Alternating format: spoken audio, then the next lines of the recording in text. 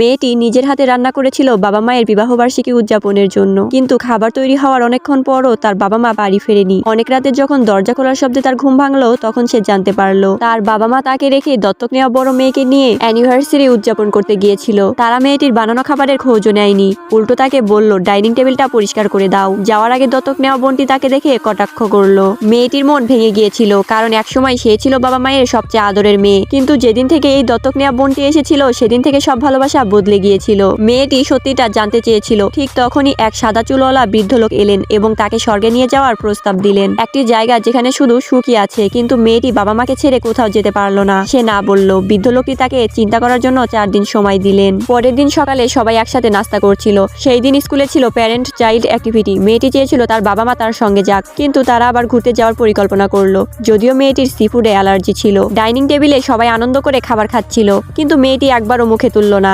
তার বাবা রেগে গিয়ে বললেন, খাবার নষ্ট করছো কেন? কেউই মনে করেনি যে তার সি ফুডে অ্যালার্জি আছে। বাবা মায়ের রাগ থেকে বাঁচতে মেয়েটি জোর করে 1 চামচ খেলো। খাবার শেষে বাবা মা তাদের দত্তক নেওয়া মেয়েকে নিয়ে শপিং এ চলে গেলেন, নিজের মেয়েকে উপেক্ষা করে। এটা দেখে মেয়েটি সম্পূর্ণ অসুস্থ হয়ে পড়ছিল।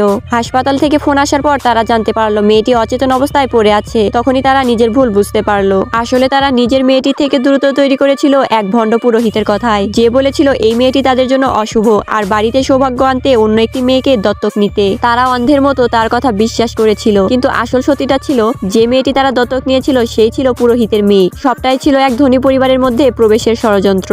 এই সত্য প্রকাশ পাওয়ার পর বাবা মা তাদের নিজের মেয়ের কাছে ক্ষমা চাইলেন এবং প্রতিশ্রুতি দিলেন এখন থেকে বাড়িতে আর কখনো বৈষম্য হবে না।